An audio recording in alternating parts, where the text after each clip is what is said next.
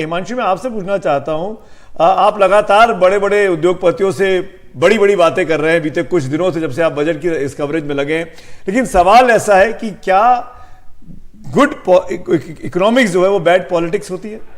क्या ये अमूमन ये राय है?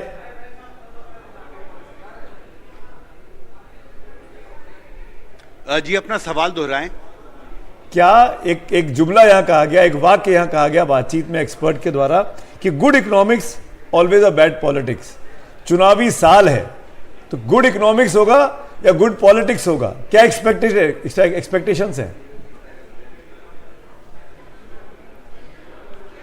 देखिए, दो बातें हैं। पहली बात यह है कि जो आईएमएफ ने अपनी वर्ल्ड इकोनॉमिक आउटलुक रिपोर्ट जारी की है, उसमें बहुत साफ तौर पर दर्शाया गया है कि जो भारतीय अर्थव्यवस्था है वो दुनिया की बड़ी अर्थव्यवस्थाओं में सबसे तेज़ी से आगे बढ़ने वाली अर्थव्यवस्था बनी हुई है।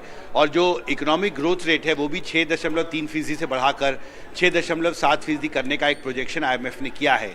और यही सेंटिमेंट जो है वो स्टेक होल्डर्स में है कि इस बार वित्त मंत्री इस ग्रोथ मोमेंटम को बनाए रखने के लिए जो ज़रूरी प्रस्ताव हैं वो अपने बजटीय प्रस्ताव में शामिल करेंगी। आपको याद होगा, पिछले साल जब उन्होंने बजट पेश किया था उसमें दो अहम ऐलान किए थे। पहला, जो इंफ्रास्ट्रक्चर पर स्पेंडिंग है जिसे कैपेक्स कहते हैं, वो करीब 10 लाख करोड़ करने का ऐलान किया था उन्होंने, और इसका बहुत सकारात्मक असर पड़ा है। और इस बार सीआईआई के माफ कीजिएगा, सीआईआई की तरफ से जो प्री बजट मेमोरेंडम दिया गया है उसमें यह प्रस्ताव रखा गया है कि कैपेक्स पर जो स्पेंडिंग है, जो खर्च है, उसे 20% बढ़ाकर 12 लाख करोड़ किया जाए। दूसरा महत्वपूर्ण फैसला जो वित्त मंत्री ने पिछले बजट में ऐलान किया था, प्रधानमंत्री आवास योजना के तहत करीब 2,95,00,000 घर बनाने का एक लक्ष्य भारत सरकार का है।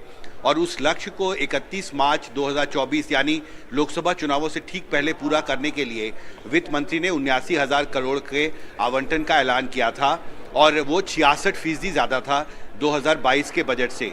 और इस बार भी उम्मीद की जा रही है कि प्रधानमंत्री आवास योजना जैसी जो महत्वपूर्ण योजनाएं हैं, जिसमें गरीब जिनके पास पक्का घर नहीं है उनके लिए घर बनाने का प्रावधान है, उसके लिए आवंटन वो बढ़ाएंगी, क्योंकि इसका जो आकलन किया है सरकार ने, वित्त मंत्रालय ने। तो हिमांशु, अगर एक लाइन में पूछूं तो ये प्रधानमंत्री आवास योजना के तहत